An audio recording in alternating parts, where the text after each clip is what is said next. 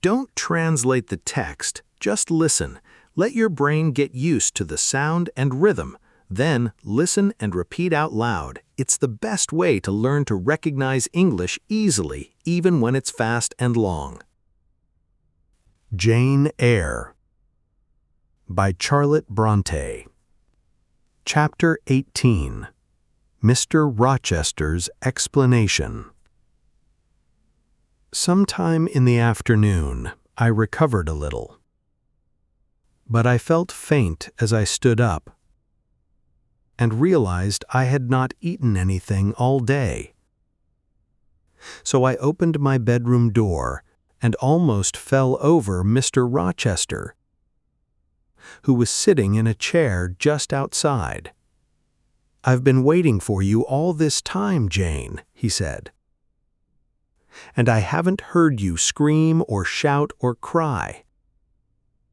Aren't you angry with me? I never meant to hurt you.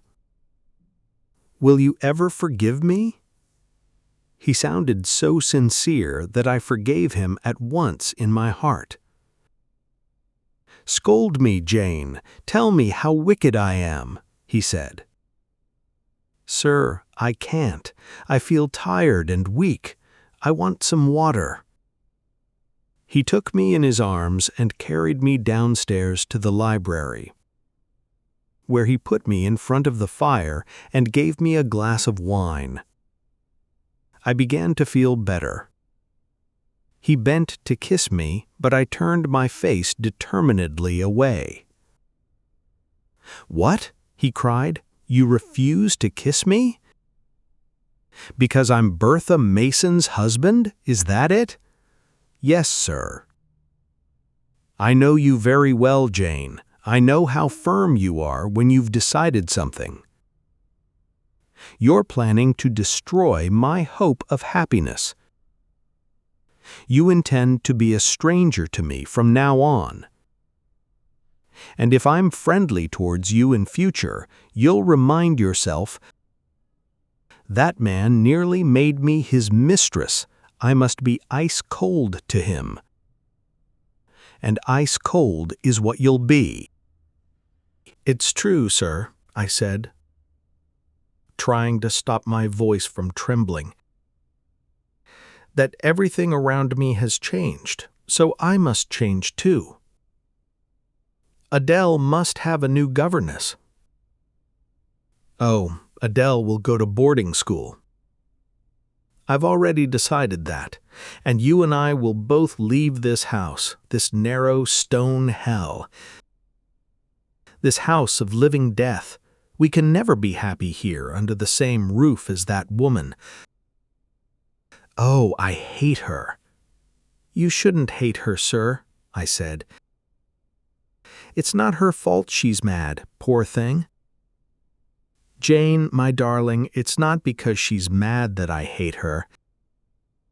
If you were mad, I wouldn't hate you. I'd look after you lovingly. But why talk of madness? We are all ready to travel. Everything is packed. Tomorrow we'll leave. I have a place to go to where nobody will find us or talk about us. And take Adele with you, sir. She'll be a companion for you," I interrupted. I knew I had to tell him soon. "Adele? What do you mean, Jane?" "She's going to school. I don't want her. I want you with me. Do you understand?" I did, but I slowly shook my head. He was becoming angry and was staring fiercely at me.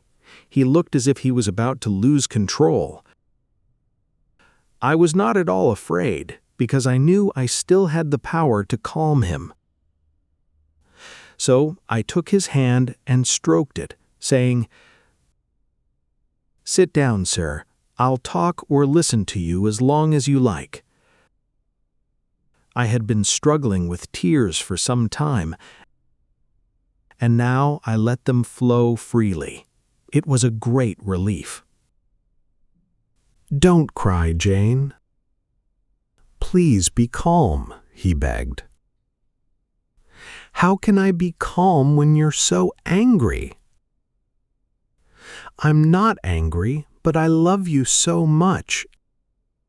And your pale little face looked so stern and decided. He tried to put his arm round me, but I would not let him. Jane, he said sadly, you don't love me then. I do love you, I answered, more than ever. But this is the last time I can say it. There is only one thing for me to do, but you'll be furious if I mention it. Oh, mention it. If I'm angry, you can always burst into tears, he said with a half smile. Mr. Rochester, I must leave you. I must start a new life among strangers. Of course, I told you we would leave. I'll ignore that nonsense about you leaving me. You'll be Mrs. Rochester, and I'll be your husband until I die. We'll live happily and innocently together in a little white house I have in the south of France. Jane, don't shake your head, or I'll get angry. Sir, your wife is alive, I dared to say, although he was looking aggressively at me. And if I lived with you like that, I'd be your mistress. I'm a fool, he said suddenly. I haven't told you the whole story. Oh, I'm sure you'll agree when you know everything. Listen, Jane. You know that my father loved money very much. I heard someone say that, yes, sir.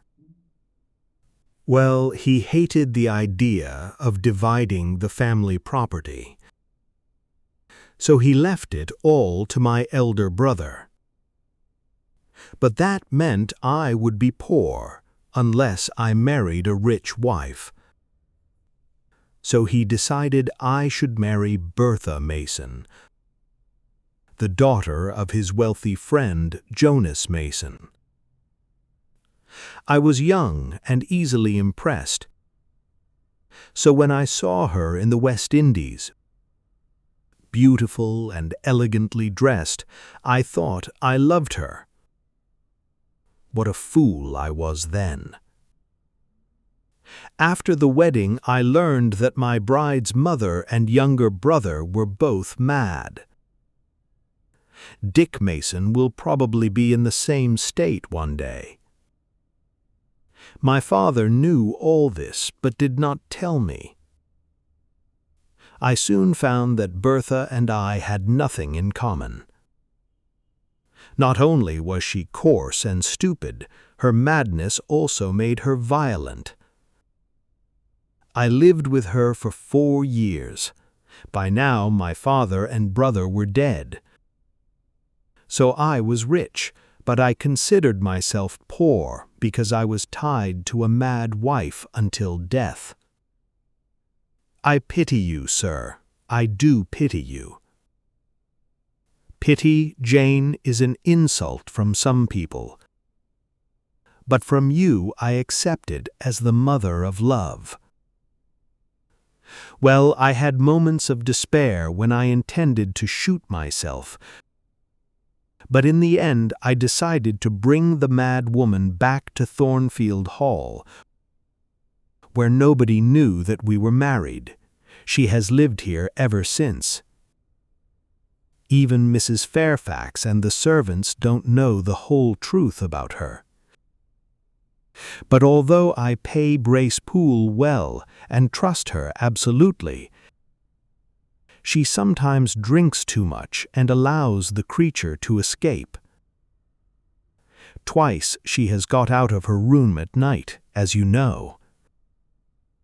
The first time she nearly burned me in my bed, and the second time she visited you, and must have been reminded of her own wedding day by seeing your wedding dress. And what did you do, sir? when you had brought her here? I traveled all over Europe, Jane. I was looking for a good and intelligent woman to love. But you couldn't marry, sir, I interrupted. I believed I could. I thought I might find some reasonable woman who would understand my case and accept me. Well, sir, did you? Not in Europe, Jane, where I spent 10 long years looking for an ideal. I tried taking mistresses like Céline, the French dancer. But finally, bitter and disappointed with my wasted life, I returned to Thornfield on a frosty winter afternoon. And when my horse slipped and fell on the ice, a little figure appeared and insisted on helping me.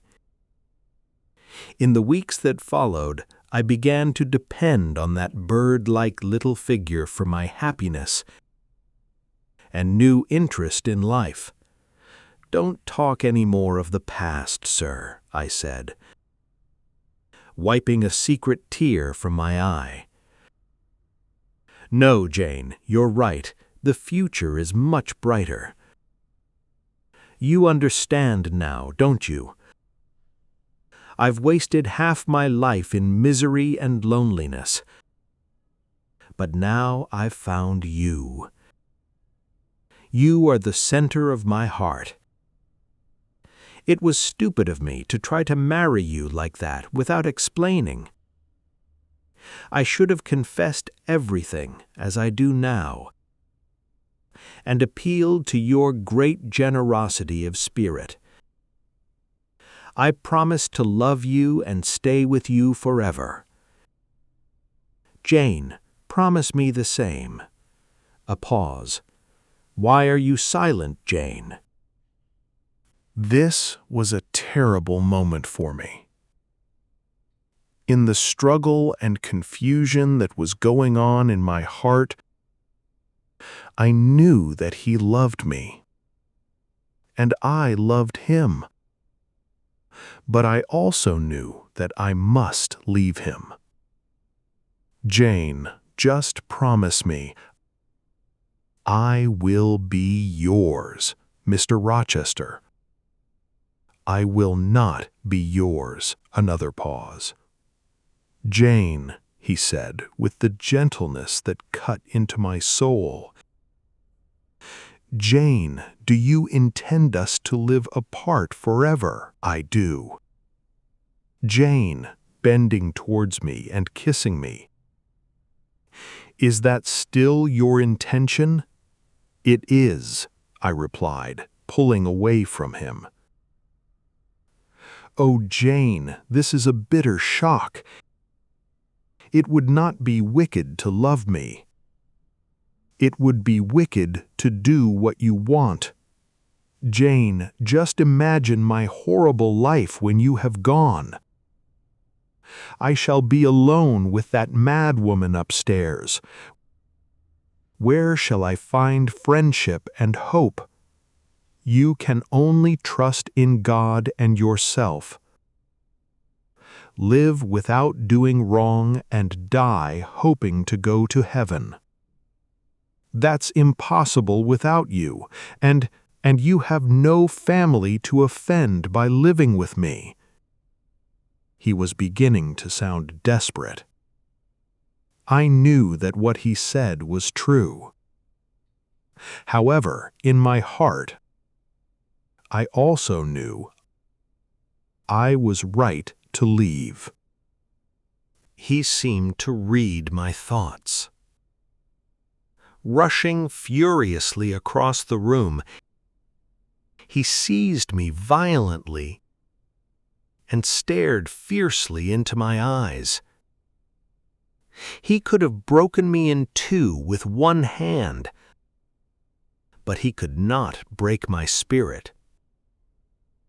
Small and weak as I was, I stared firmly back at him. Your eyes, Jane, he said, are the eyes of a bird, a free, wild being. Even if I break your cage, I can't reach you, beautiful creature. You'll fly away from me.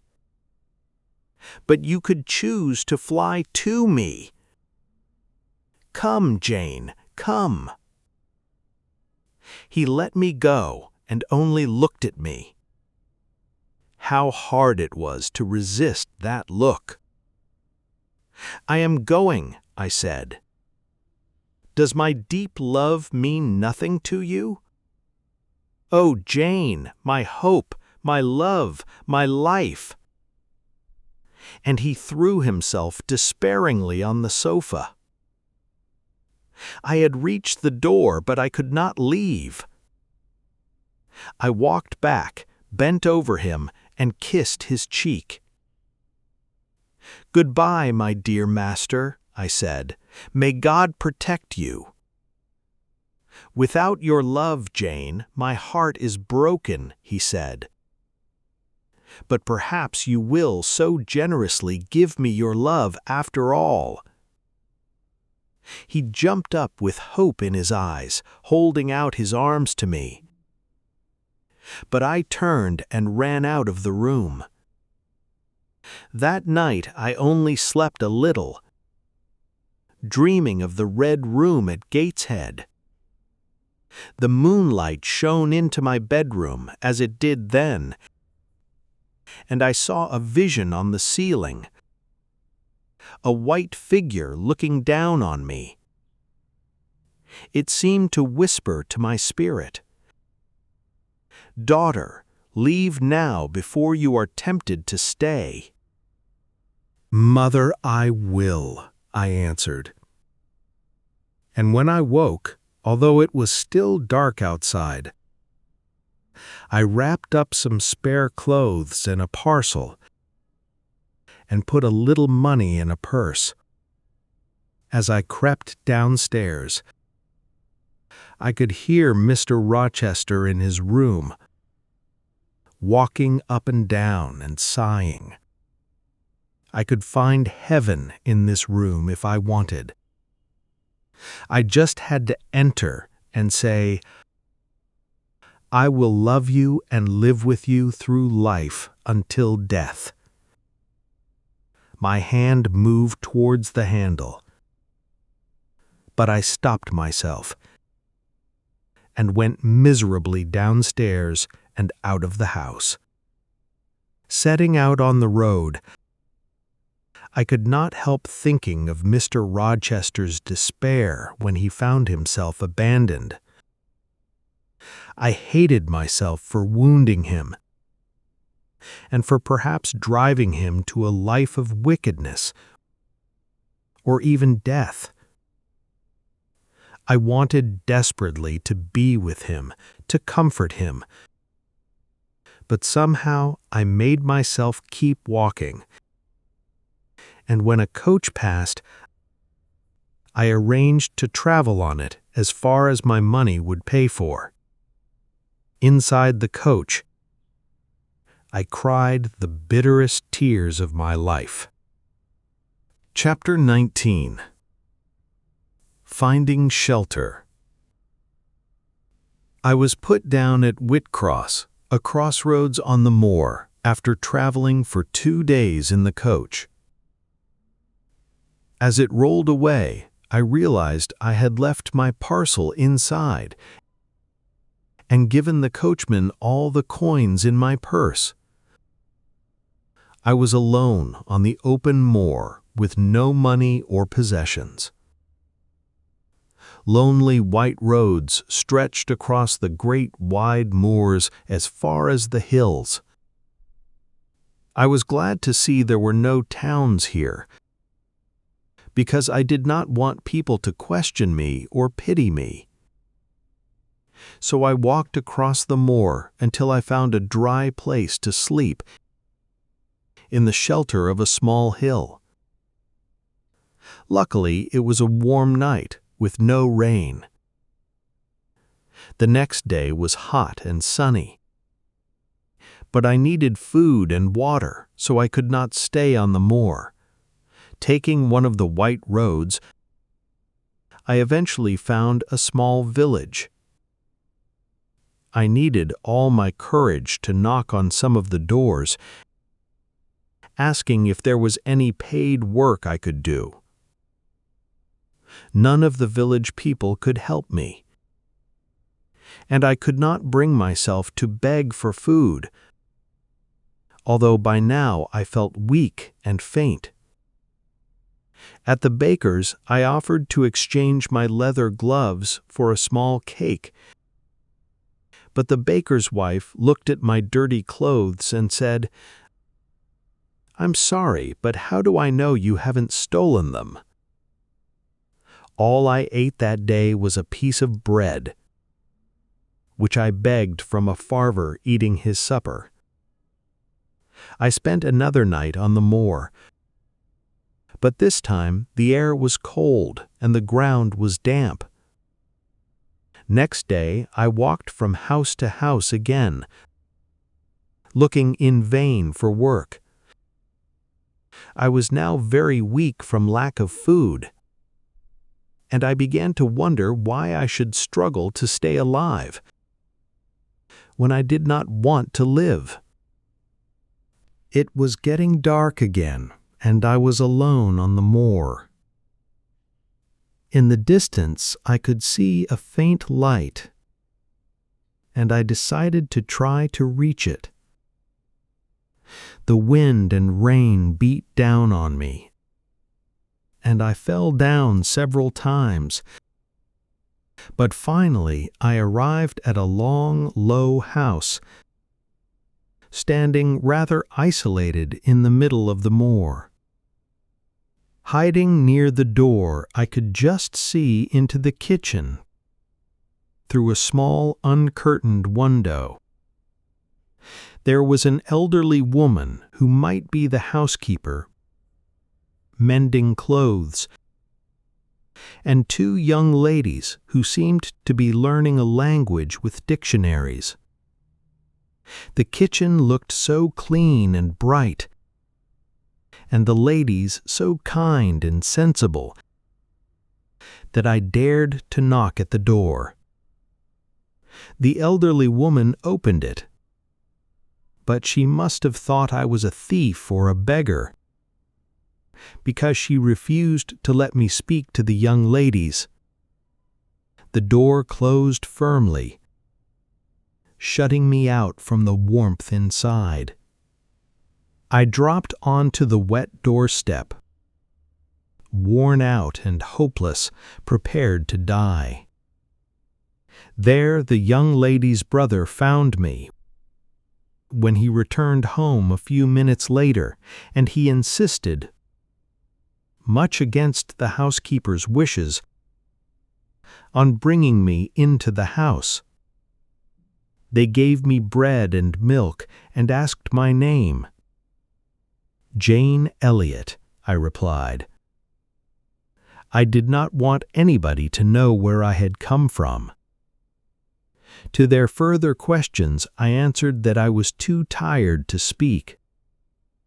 Finally, they helped me upstairs to a bedroom, and I sank gratefully into a warm, dry bed. For 3 days and nights I lay in bed, exhausted by my experiences and hardly conscious of my surroundings. As I was recovering, Hannah, the housekeeper, came to sit with me and told me all about the family. She had known them since they were babies. Their mother had been dead for years, and their father had died only 3 weeks before. The girls, Diana and Mary Rivers, had to work as governesses, as their father had lost a lot of money in business. St. John, their brother, was the vicar in the nearest village, Morton. They only used this house, called Moore House, in the holidays. When I felt strong enough to get dressed and go downstairs, Diana and Mary looked after me very kindly and made me feel welcome in their pleasant home. Their brother, however, seemed stern and cold. He was between 28 and 30, fair-haired and extremely handsome. Diana and Mary were curious about my past, but sensitive enough to avoid asking questions which would hurt me.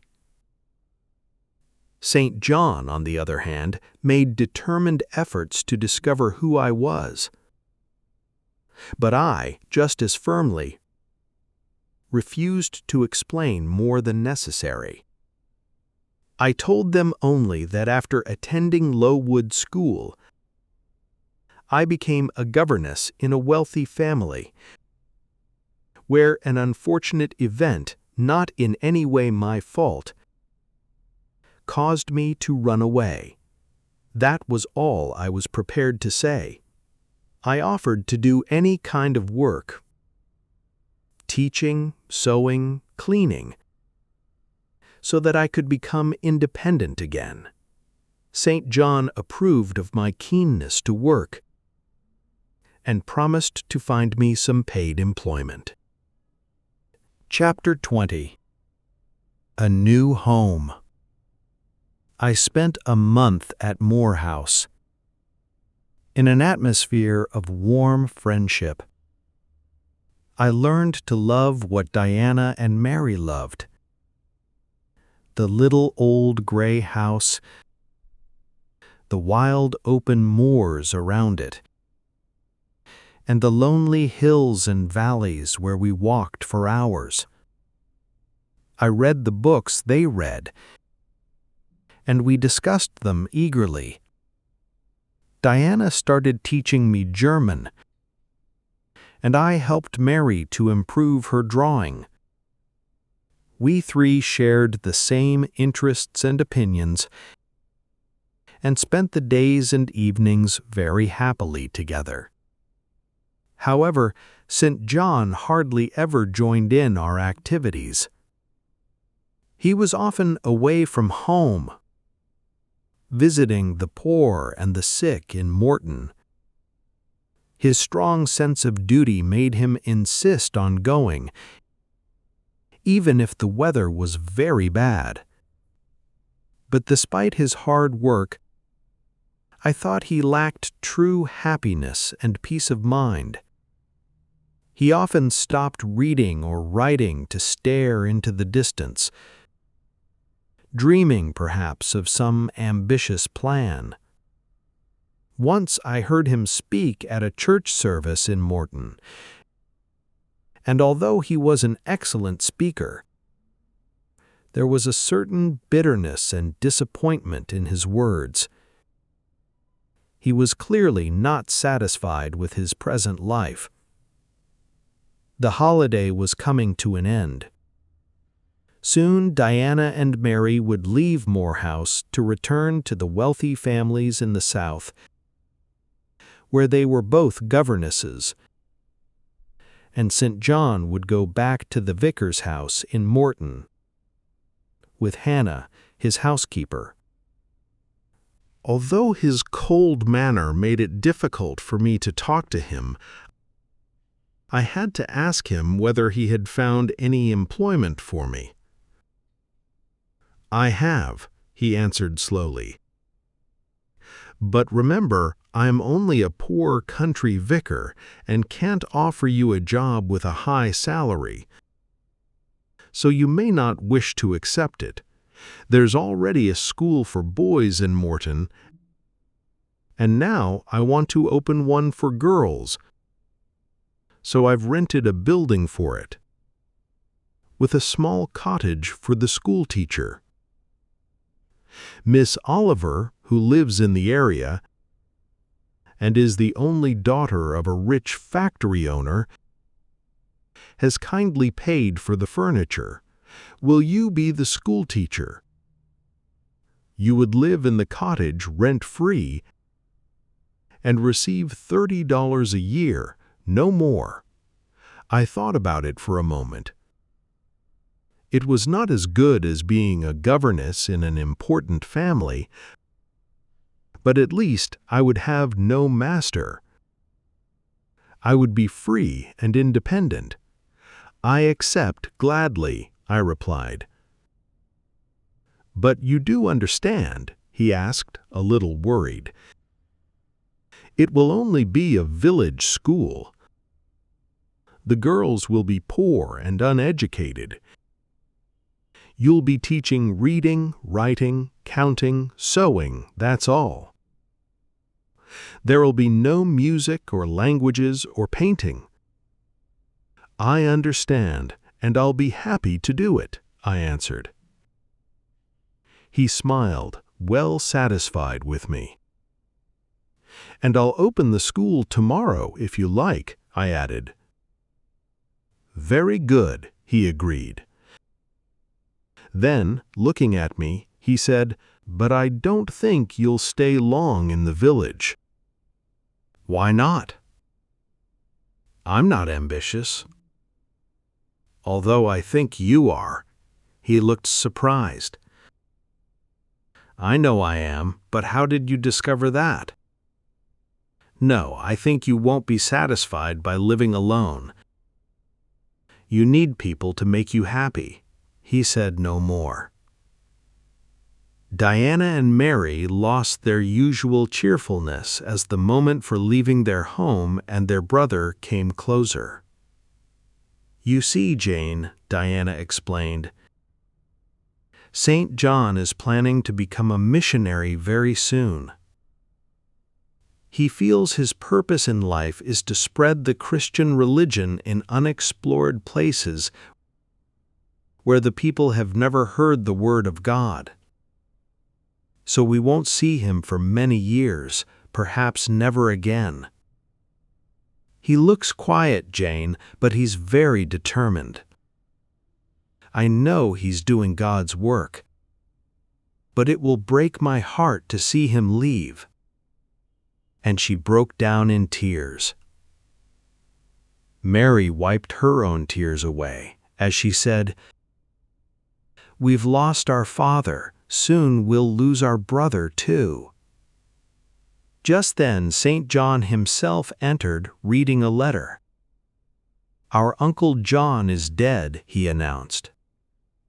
The sisters did not look shocked or sad, but seemed to be waiting for more information. St. John gave them the letter to read, and then they all looked at each other, smiling rather tiredly. Well, said Diana, at least we have enough money to live on. We don't really need any more. Yes, said St. John. But unfortunately, we can imagine how different our lives might have been. He went out. There was a silence for a few minutes. Then Diana turned to me. Jane, you must be surprised that we don't show any sadness at our uncle's death. I must explain. We've never met him. He was my mother's brother, and he and my father quarreled years ago about a business deal. That's when my father lost most of his money. My uncle, on the other hand, made a fortune of $20,000. As he never married and had no relations apart from us and one other person, my father always hoped we would inherit Uncle John's money. But it seems this other relation has inherited his whole fortune. Of course, we shouldn't have expected anything. But Mary and I would have felt rich with only $1,000 each, and St. John would have been able to help so many more poor people. She said no more, and none of us referred to the subject again that evening. The next day, the Rivers family returned to their separate places of work, and I moved to the cottage in Morton. Chapter 21. Mr. Rivers' Sacrifice. I had 20 village girls to teach, some of them with such a strong country accent that I could hardly communicate with them.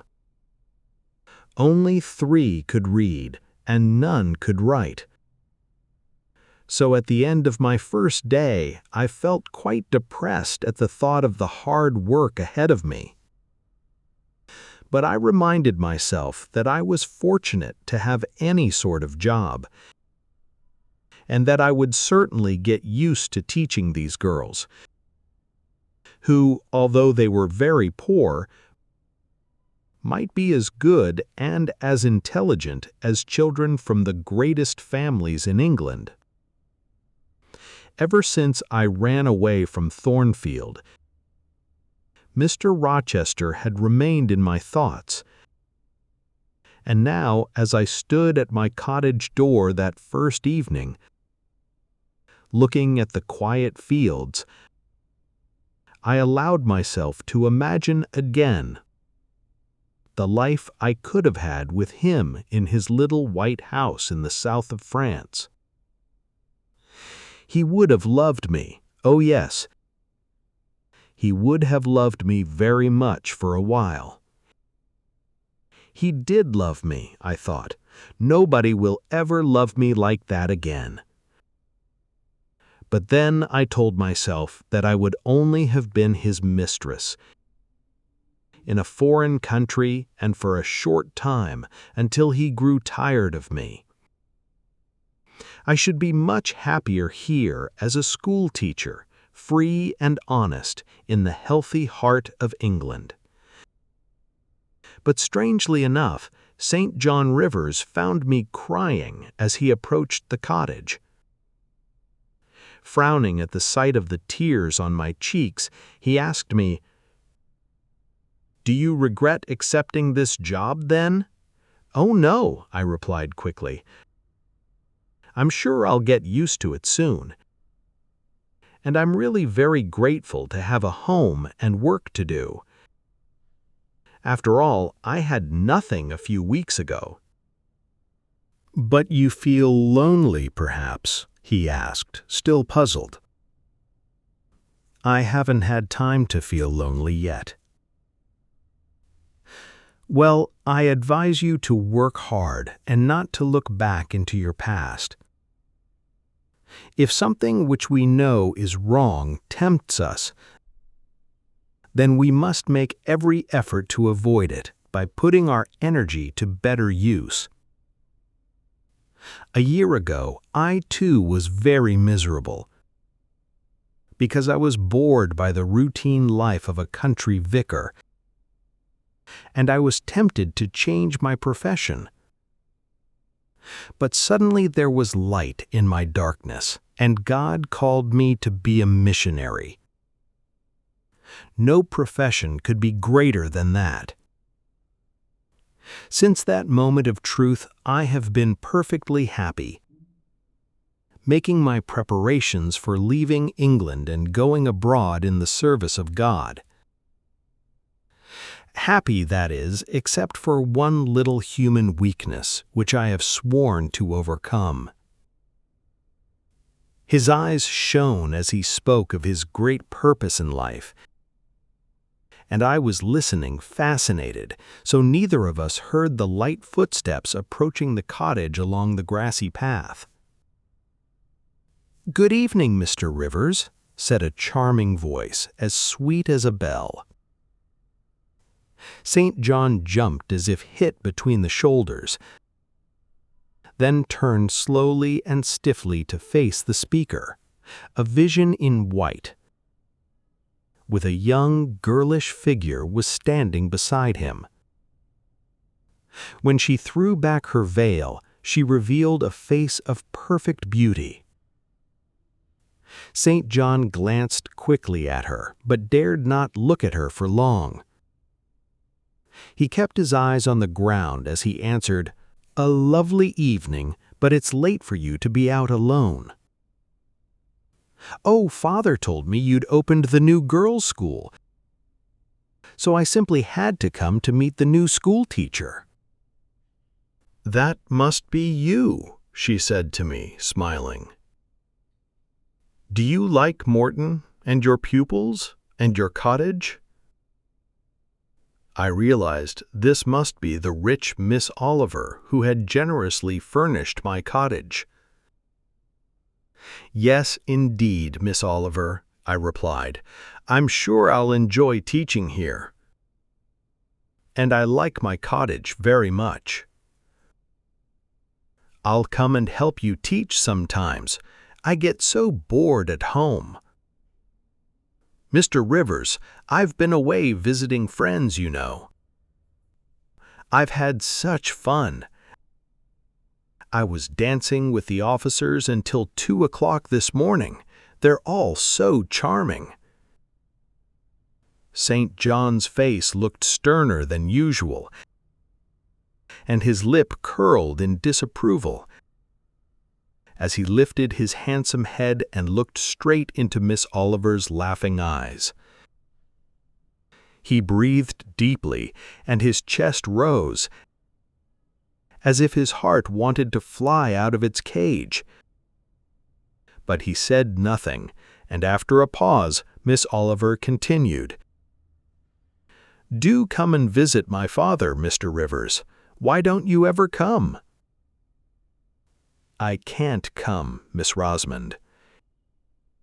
It seemed clear to me that St. John had to struggle with himself to refuse this smiling invitation. "Well, if you don't want to, I must go home then. Goodbye." She held out her hand. He just touched it, his hand trembling. "Goodbye," he said in a low, hollow voice, his face as white as a sheet. They walked away in different directions. She turned back twice to look at him, but he did not turn round at all. The sight of another person's suffering and sacrifice stopped me thinking so much about my own problems. I had plenty of opportunities to observe St. John and Miss Oliver together. Every day, St. John taught one Bible lesson at the school, and Miss Oliver, who knew her power over him, always chose that particular moment to arrive at the school door in her most attractive riding dress. She used to walk past the rows of admiring pupils towards the young vicar, smiling openly at him. He just stared at her as if he wanted to say, "I love you, and I know you love me. If I offered you my heart, I think you'd accept. But my heart is already promised as a sacrifice to God." But he never said anything, and she always turned sadly away like a disappointed child. No doubt he would have given the world to call her back, but he would not give his chance of heaven. When I discovered that Miss Oliver's father greatly admired the Rivers family and would have no objection to her marrying a vicar, I decided to try to persuade St. John to marry her. I thought he could do more good with Miss Oliver's money in England than as a missionary under the baking sun in the East. My chance came some weeks later when he visited me one November evening in my little cottage. He noticed a sketch I had been doing of Miss Oliver and could not take his eyes off it. "I could paint you an exact copy," I said gently, "if you admit that you would like it." "She's so beautiful," he murmured, still looking at it. "I would certainly like to have it." "She likes you, I'm sure," I said, greatly daring, "and her father respects you. You ought to marry her." "It's very pleasant to hear this," he said, not at all shocked by my honesty. "I shall allow myself 15 minutes to think about her."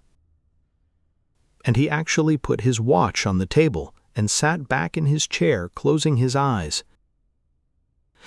Married to the lovely Rosamond Oliver. Let me just imagine it. My heart is full of delight. And there was silence for a quarter of an hour, until he picked up his watch and put the sketch back on the table. "Temptation has a bitter taste," he said, shaking his head. "I can't marry her. You see, although I love her so deeply, I know that Rosamond would not make a good wife for a missionary." "But you needn't be a missionary," I cried. "Indeed I must. It's the great work God has chosen me to do. I shall carry with me into the darkest corners of the world knowledge, peace, freedom, religion, the hope of heaven. That is what I live for, and what I shall die for." "What about Miss Oliver?" I asked after a moment. "She may be very disappointed if you don't marry her." "Miss Oliver will forget me in a month, and will probably marry someone who'll make her far happier than I ever could." "You speak calmly, but I know you're suffering." "You are original," he said, looking surprised. He had clearly not imagined that men and women could discuss such deep feelings together.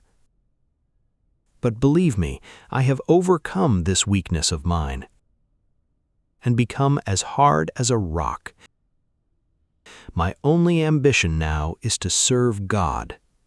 As he picked up his hat before leaving, something on a piece of paper on the table caught his eye.